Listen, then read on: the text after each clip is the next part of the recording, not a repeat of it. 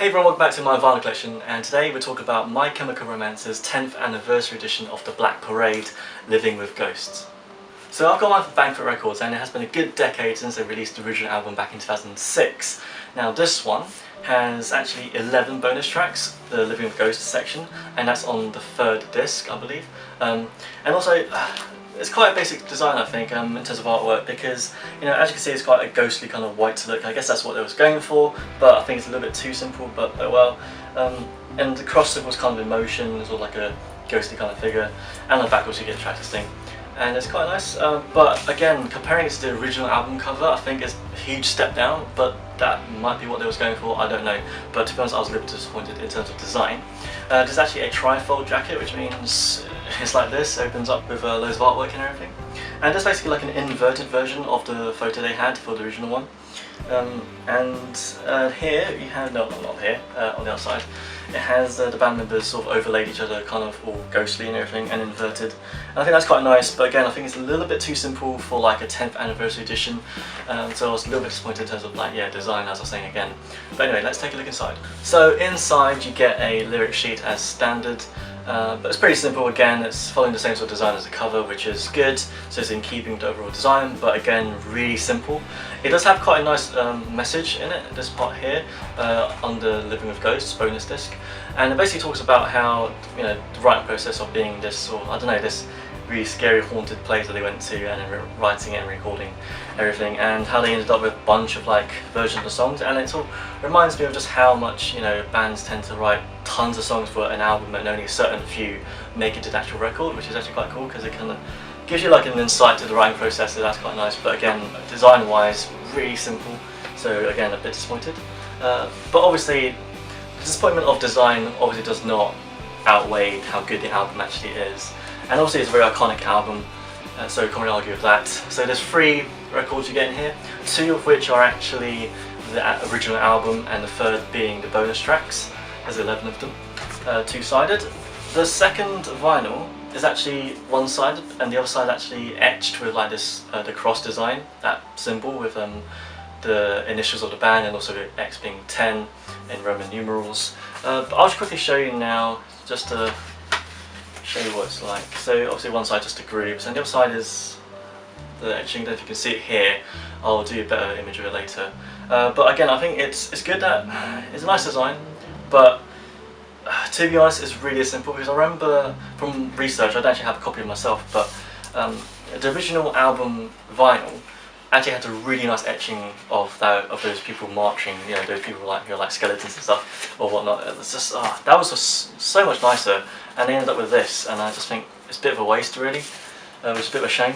I just wanted to mention on that paragraph that I wrote here on the Living with Ghosts bonus disc, it does say at right the end, and I quote, "The Black Parade is dead, long live the Black Parade," which is quite sad, because I guess that kind of the nail in the coffin in a way. That sort of says they're done with My Chemical Romance, you know, MCR's done, and there is no reunion tour, there is nothing, they're not getting back together. I don't know, I mean, they say that, but you never know what's going to happen in the future. But it just reaffirms the fact that, yeah, it's over, this is it, and just to celebrate the fact that this is a great album, and they've done great things in music, and it's done and then it's over really. So in terms of design of the actual vinyl, it's, you know, not really that special, because they're your standard black vinyl, which is great because, you know, I do like the classic sort of look, but then again, it's the 10th anniversary edition, why not make it a bit more special? Why not give us splatter effects? Why not give it like a variant, like a colour? Why not add some translucency to it? Why not make some of them clear? And why aren't all of these clear? Because it's called Living with Ghosts, it has this ghost kind of vibe, and why not give it some transparency? Why not? I don't understand why. So yeah, it's pretty boring. I'm really sorry people who don't like me for saying that, but I think it's good to be critical about these things, because it's the 10th anniversary edition and you did this. This is what you've done. But oh well, that's what I've got to say about it. So on to the music. Obviously it has the original 13 songs from the original album, which are all very good obviously. It's a very iconic album, I think most people can agree.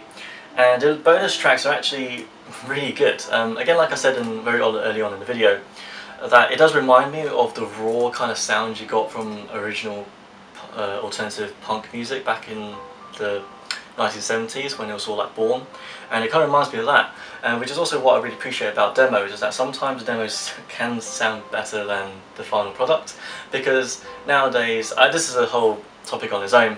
But a lot of music nowadays is overproduced, and that word's also overused as well. But it's kind of true because of the technology we have today and how clean everything is starting to sound, we kind of lose what was good about being a bit messy and being a bit not perfect. But now we have the technology to make things perfect. You know, it takes away from the authenticity of things, and having raw demos like these on the bonus tracks actually brings a sense of, yeah, something genuine about it. And also, it's great to know that they've got loads of bonus tracks, because it really shows us the writing process and reminds us of how bands have written loads of songs for one album and narrow it down to like 12, 13. And even on this album, there's like 2-3 versions of the same song. For instance, House of Wolves, which has 2 versions on the bonus track and a final one on the original one.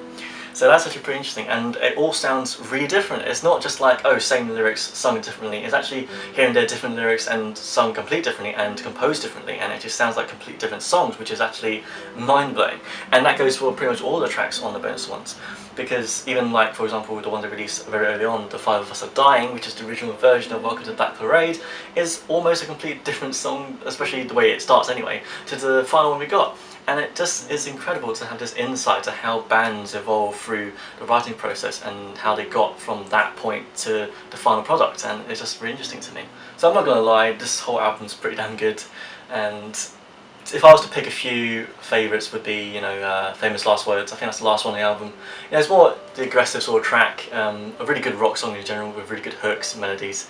Another favourite one would be Teenagers. I mean, who doesn't like that song? It's a really iconic song off the album as well. And also heard the band Against the Current play it live the other day, because I went to see them live for the first time. And so it's quite good to see them play it, because, you know, it's going to be quite rare now to see bands, well, see these guys play at all, to be honest, because they broke up. So it's nice to have other bands play the songs and kind of pay tribute to them, and how it just reminds how great these guys were. Another favourite would be I Don't Love You, which is quite an important song to me, or at least a while back when I was at quite a low point, when I was just listening to that and sort of went back to reality in a way, to remind me of the harsh reality of life and how, you know, you can't really have everything, and everyone goes through tragedies. And also Disenchanted is actually one of my favourites, because, you know, I like how it starts off quite, you know, mellow and acoustic-y, and then suddenly it becomes this full band song.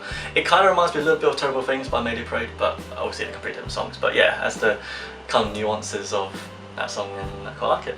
So that was my little review, critique, unboxing kind of thing for this 10th anniversary edition of the Black Parade. I hope you guys enjoyed it, and I hope you guys, you know, don't take it too personally what I say, because, you know, I just feel like it's good to be critical about music and what artists do, because I think it's a very good point I was making earlier about the design. I mean, this is quite boring, you know. It is nice and it's different, but it's not good enough, I think. And, you know, hopefully bands won't make the same mistake. I'm not saying it's a huge mistake, I'm not saying it's wrong, I'm just saying, since it's a 10th anniversary edition, why not make it a little bit more special and not just this?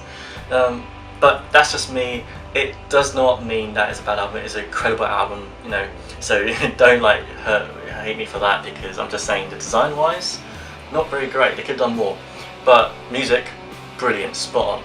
And I'm glad that they've released those bonus tracks, because it really shows off what bands can do behind the scenes. But anyway, that's me done for the day. I hope you guys enjoyed the video, and hope that was insightful, and I encourage you to listen to this band if you haven't already, or if you already do, get your hands on this one if you can. I don't know if it's still available, I think it is. But yeah, great band, good vinyl. You know, just hopefully bands make better designs in the future, or whoever makes them, whoever designs them, does a better job. But apart from that, you know, I hope you guys enjoyed the video, and I'll see you guys next time, so see ya. Oh, for God's sake, let's not do that. Actually, this whole video is a mess. Like, what are you saying? Is it even recording? Is it too dark? I think it's too dark. Is it dark as... Oh my...